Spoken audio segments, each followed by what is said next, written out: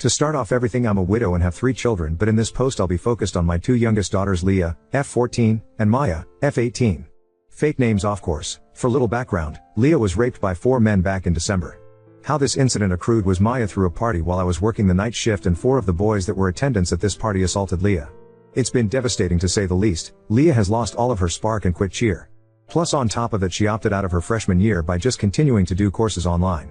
She doesn't sleep in her room anymore but with me, and just wears my late husband's hoodies all day, and I feel so helpless as a mother because I don't know how I can help her. Throughout the investigation a lot of things came out regarding Maya's part in this. She did not set up her little sister, however I feel like she severely neglected her, and all of this could have been avoided if she just followed my rules. I never approved a party. I left in her charge of watching Leah, and before you guys say well you're her mother, it's not her job to watch your kid, but the thing is, it was her job. I pay her really well to look after her sister while I work nights. It's been an agreement we had for years. Leah is not special needs in any way. The only thing I asked of Maya is that she makes sure her sister does her homework and gets to bed at a reasonable time. The men that assaulted Leah, Maya invited herself. She knew them personally and knew they had affiliates to gangs and did not care.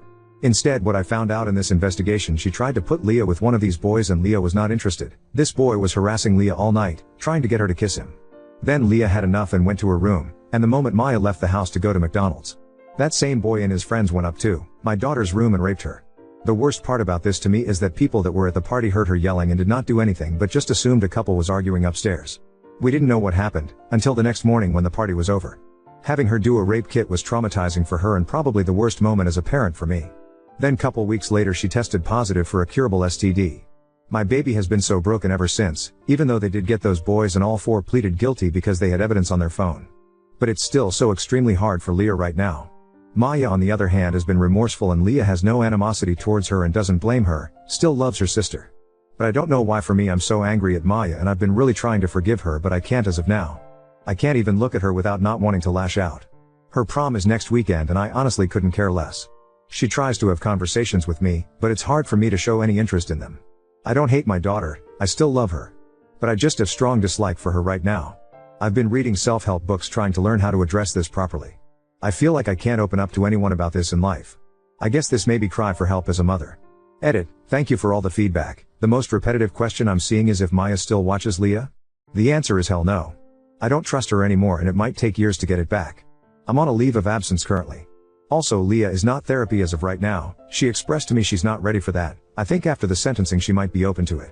Maya is also in therapy but skips a lot of appointments, and I'm in therapy too, and it's been helping me remain calm throughout this situation and not want to lash out at Maya. But the number one advice that I'm seeing in here that I'm strongly considering is sending Maya to my parents' house for a while and get some space from her. Sorry, quick second edit. For the ones asking if Maya is in a gang, to my knowledge she isn't. The most I have ever caught her doing was smoking some pot and vaping. I also don't want to think Maya would ever intentionally set up her sister to be brutally assaulted. So I'm leaning towards Maya genuinely was being plain neglectful that night. Also, I feel like it would have came up in the investigation if she intentionally set up Leah. Also, the boy Maya was trying to set Leah up with was 17 at the time. He's 18 now and the other 3 were grown men. Update 1. A lot has progressed in the past couple of days and it would be only right to update you guys on what happened and get some advice from you guys regarding everything. But to answer multiple questions I received from my last post about why hasn't Maya been further punished. To put it quite simply, Maya was arrested the night of Leah's attack. She was charged with felony child endangerment and 2 misdemeanors. The judge was very nice to her and made her pay a $2,000 fine, 60 hours of community service and 3 years probation. Plus I took her car, but after this update, I maybe should have given her a harsher punishment. But back to the update. TLDR at the bottom. On Thursday afternoon, me and Maya got into a fight. The dispute happened because Leah came to me virtually upset and on the verge of tears. Because 5 people messaged her that day, expressing condolences about her attack. Leah has been very clear she doesn't want anyone that she knows to know that she was the victim of the attack. Upon further investigation it turns out Maya told a group chat of 27 people that Leah was the victim. Leah vocalized to me how humiliated she feels and that she can't ever go back to school next year. I of course then go confront Maya about it. She kept saying I was overacting and that Leah was being dramatic. I tried to reason with her to see how she hurt her sister and she did not see the issue. She stopped me off mid-lecture from me and said, "Jesus Christ Mom, you need to let her deal with this shit instead of always rushing to her defense. Leah is not different from other women in the world that deal with rape, at least they don't make it their entire personality like she does. Also, she's fine." I literally overheard her talk to a boy on the phone last night. It just clicked for me at that moment that she was not actually remorseful at all and that I just witnessed her mask slip. I just responded with "pack your shit up" and that she will be staying with my parents until I allow her back. That's exactly what she did. But the next morning I got a text from Maya to meet her at her therapist appointment that was later that day. Looking back, I wish I had never gone because her therapist majority of the visit only saw her POV, but at the start of the appointment, it opened up with Maya apologizing and explaining her thought process of why she told her friends, and it was because she was venting. Plus she didn't think of it as a big deal because it's public case that was on the news and Leah seems fine these days. Leah is listed as a Jane Doe and not named nowhere, but I digress. We then get into the nitty-gritty of it all. Maya then tells me in front of the therapist that she feels emotionally neglected by me and that I never seemed to care about her trauma when it came to the situation.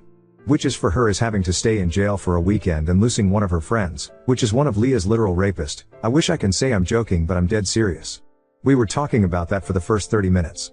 Her therapist was guilt-tripping me for not being more emotionally there for Maya and that I should try to see as her mom since their father is no longer with us. But call me an awful parent, but I don't want to be emotionally there for Maya if it involves me having to help her mourn the friendship of the person that ruined her sister's life. The therapist was on one, especially since she kept referring to what happened to Leah as an accident, or that Leah seems happier these days because that's what Maya has been telling her, when Leah is quite literally high off antidepressants and still scores extremely low on the mental health evaluation. But I finally just had an outburst. Feel free to skip over the next paragraph, because there is a massive trigger warning. I get very graphic here. But I'm just reiterating what I said. What I said to both Maya and her therapist was, I think it's kinda disgusting that the two of you are refusing to acknowledge Leah's trauma in this and keep referring to it as an accident. You spent a weekend in jail, while your sister was in the hospital suffering from something your friend did to her. Ironically enough, if you ever listen to Leah, she has said that friend of yours was the most violent towards her during the attack and was the catalyst for the majority of injuries she sustained, including strangling her. So for you guys to sit here and berate me for not caring that you lost your friend because of something terrible your friend did to your sister is absolutely disgusting. My biggest regret right now is helping you obtain a lawyer. I should have let you rot in that cell and let you figure it out yourself. Maya started sobbing in the office at this point and saying it wasn't fair that I blamed her for what happened to Leah. She told me the only thing she was trying to do was have Leah come out of her shell because she kept hovering next to her at the party. The therapist then interjects and asks Maya how did Leah respond to her when she apologized. Maya in such a defensive manner says, apologize for what? I didn't rape her. Even the therapist was shocked when she said that, and at that point, I heard enough and stood up, threw my hands up, and left. I haven't spoken to Maya since then, and this was Friday afternoon. Maya has been texting me and calling me begging to come home so she can apologize to both me and Leah. But I don't know at this point. I never thought I would be that parent that will have to go no contact with my daughter. But I don't know if I can stomach being around her. I can't trust her and she's not remorseful whatsoever about what happened. A part of me wants to try to make it work for the sake of Leah because she asked yesterday if she ruined our family. And that broke my heart. Leah loves and looks up to Maya, and I don't think she can comprehend at this time that Maya also failed her. I'm just stuck, or tell me if I'm wrong for not understanding Maya. I'm sorry for the not so happy update. So I should say what happened that morning at this point. I come home at 8:30ish am from work and my house was trashed and couple of Maya's friends were still there. I of course argued with Maya for a bit about throwing a party, and then I go check on Leah and she wasn't in her room but her sheets were bloody, so I thought maybe it was time of the month and that she was showering or sleeping in my bed. But when I checked my room I did not see her. I started calling Leah and her phone did ring and I heard it come from my closet. It's a walk-in. And I see her wrapped in a blanket like a cocoon. I then shake her to wake up and she wasn't waking up, and I then try to unwrap, and that's when I noticed her scalp bleeding and I saw abrasions around her neck. So I started screaming someone call 911, and Leah starts waking up in the ambulance and she starts crying, and the first thing she told me is Maya's friend raped her and that she can't get up because she's in so much pain. When the police and ambulance show up, and I honestly didn't care about Maya in that moment. All I told her was to be honest with the police and she should be fine. I didn't know what I know now at this point. They take her to precinct and the cops interrogated her, and after getting a medical report for what happened to Leah, they decided to charge her with child endangerment. I did not see Maya's reaction to when they told her about what happened to Leah. But when she saw Leah once she got out of jail, she gave her a big hug and I thought it was a sweet moment. The only red flag that stands out to me from that time is, Maya did not cooperate fully about giving out names because she said she forgot. Luckily DNA results from the crime scene and on Leah, which all 4 of Leah's rapists were already in the system for other crimes. One even being on probation, so they were easy to find, and it was dominoes effect after that. So my oldest is my son. He got married a month before everything went down, and I didn't want to drag him in too much about Maya, because I want him to enjoy the newlywed phase with his wife. Him and his wife are very supportive, and his wife takes Leah all the time for sleepovers or just to get her out of the house. Update 2. I know I'm probably not alone with dealing with this, but my daughter, F14, has been so extremely depressed, rightfully so. She went through 2 traumatic events in the span of 4 years at her young age. She was sexually assaulted back in December and she lost her dad 4 years ago. I just remember when I was 14 I felt like the world was against me, and I had both of my parents on my side, and I never been through an assault, so I can't comprehend what she's going through right now. This morning I overheard her crying in the bathroom and I asked her if she was fine and she quickly said she's okay. It just makes me feel so helpless as her mom that I can't help her or take away any of that pain she's feeling. I can't even fully relate to her. Because I haven't been sexually assaulted before and both my parents are still alive. So I feel like I'm a horrible mom because I can't guide her and help her with the situation at hand. I feel like as a mom I should have all the answers and I don't. I just know in her head every time I try to comfort her she thinks, what is this woman talking about? Because I feel like I don't know what I'm talking about 99% of the time. So any other moms that can relate, please drop some helpful tips. I have 3 kids, M24, F18, and F14. My late husband died very unexpectedly 4 years ago due to COVID. He didn't have a will, but we had a life insurance policy that provided a $360,000 death benefit. As his spouse, I received the full amount. I decided to divide the money 4 ways. I would get $120,000, and each of my 3 kids would get $80,000. At the time, my daughters were both minors, so I told them they could access their full amount when they turned 18. However, if they ever wanted to do something pricey, I would allow them to use some of their share. Most of their needs were taken care of by me. My son was over 18, so I gave him his share right away. This arrangement was a verbal agreement, and I intended to follow through with it fully. Recently, however, my middle daughter, we will call her Maya, was arrested in December for child endangerment because she severely neglected her little sister, leading to something awful happening under her care. She had to use some of her $80,000 to pay for lawyer and court fees, which left her with about $65,000. Fast forward to today, and my youngest daughter is still struggling significantly. During her checkups, she scores very low on mental health evaluations and is on a high dosage of antidepressants. She often jokes that if she were to tell us or the doctors how she truly feels, she would be put in a psych ward.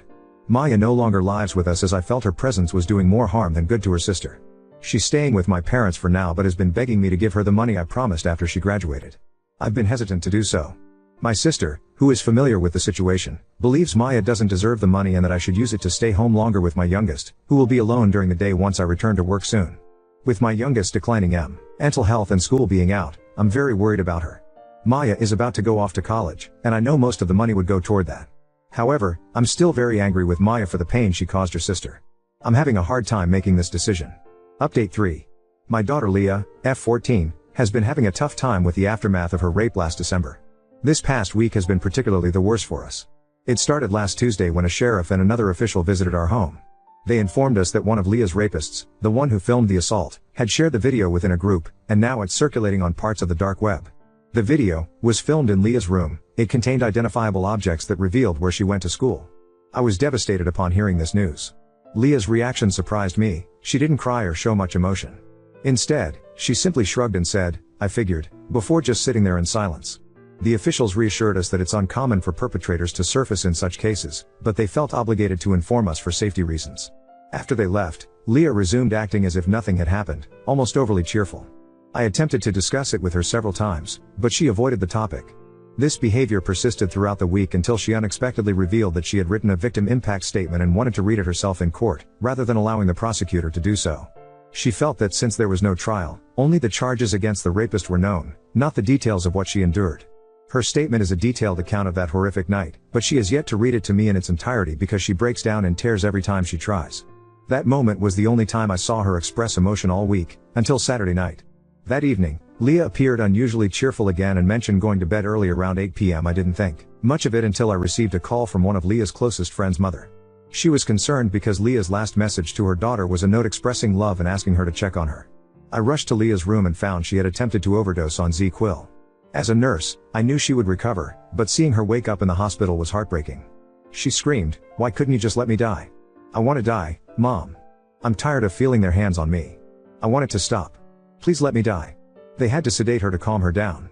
Following this, Leah was placed under a 72-hour psychiatric hold and subsequently transferred to a mental health facility with peers her age. The staff recommended extending her stay beyond the initial hold, but Leah has been struggling, especially with a male staff member, possibly a psychiatrist, who she says is asking invasive questions about her sexuality, causing discomfort. Staff members informed me she isn't participating in group activities and appears standoffish. They even proposed restricting her ability to contact me as a consequence, though I requested they hold off on implementing such measures. I'm uncertain if the current inpatient setting is suitable, given Leah's apparent difficulty adjusting. Her plea for her to die continues to haunt me. It's a thought I can't shake. Leah's best friend shared additional details Leah had kept from me. There's a hurtful rumor circulating that Leah let a train be ran on her, leading to her involving the police out of embarrassment. Children can be so incredibly cruel. As far as my other daughter Maya, F18, I haven't spoken to her in 2 weeks. But I did recently discover why Leah feels indebted to her. 2 years ago, I found inappropriate messages on Leah's phone between her and Maya's ex-boyfriend. He expressed love for Leah, and also compared her to Maya. He told her she was way prettier than Maya and he liked she was her virgin. When I told Maya, she was furious and broke up with him, but she believed Leah had betrayed her by engaging with her boyfriend. Even though Leah was 12 at the time and her boyfriend was 17. Maya still avoided Leah for 3 months afterward, and despite Leah's efforts to apologize, Maya still holds a grudge. Leah blames herself for damaging their relationship because of this incident. I'm sharing this to get this off my chest. I've kept these struggles within our family to protect my daughters. I'm exhausted, constantly dealing with new challenges, and unsure how to mend them. Now, I find myself in the difficult position of deciding whether Leah is mentally prepared to speak at her rapist's sentencing. I fear she'll resent me for this decision, but I question if she's in a stable enough state to handle a potential traumatic event. Because these boys actually have character witnesses. Update 4. So I talked to Leah further about what the psych said to her make her uncomfortable. She told me when I left they made her sit down with him one-on-one.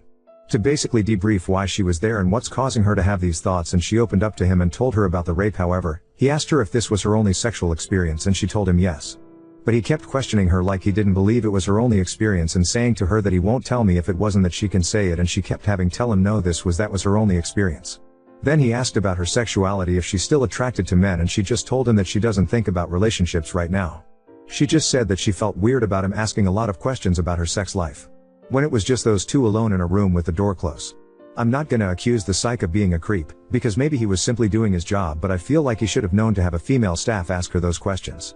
Or just have a woman present. He had have seen her chart before he say, and her. Now on to second story. Realized my girlfriend sees me as an ATM when she guilt-tripped me for money just to cover her haircut deposit. My girlfriend, 32F, and I, 38 male, have been together for 2 years. I lost my job about 3 months into our relationship. During this time, she really came through for me and helped out a lot. I did not have a car, so she would help me deliver orders on DoorDash and Grubhub so I could pay my bills. She also covered the difference out of her pocket if I was running short. To say I'm grateful to her is an understatement. I finally found a new job 2 months ago. I'm saving up for a car, so she's been letting me borrow hers. She accrued some debt while I was out of a job and I have repaid about half of that. However, now I'm worried that she's starting to only want me for my money. We got into an argument over the weekend because she called to ask me if she could borrow some money to get a haircut. Apparently she is running short due to an expected home repair cost, but already paid the hairdresser a deposit that she would have to forfeit if she rescheduled it. I had a long day at work and was exhausted, both mentally and physically. So when I noticed that my phone was ringing, I was really excited to see her name. But after I answered, she immediately asked me for money. I felt crushed because she did it without even asking how my day was first. I told her that I guess I understand what my new role is in her life now, and she threw a huge fit about it. She claims that she gave me her everything for 1.5 years just to keep a roof over my head, and that she's accrued debt from when I wasn't working, so I shouldn't be so opposed to doing her a favor. I recently bought her car a new set of tires and got the brake pads replaced, as well as gave her some money to repay the debts with. I also have paid for the car payment and insurance since I started working because I have it at my place more than she does while I save to buy my own. So it's not like I don't contribute to her expenses already. She keeps guilt-tripping me because a haircut is a small ask considering everything I've done for you, which feels very controlling. Now she won't talk to me and I'm scared that she's going to break up with me without even hearing me out. I hated taking her money when I was jobless and that I have to use her car now. I didn't want to do it in the first place.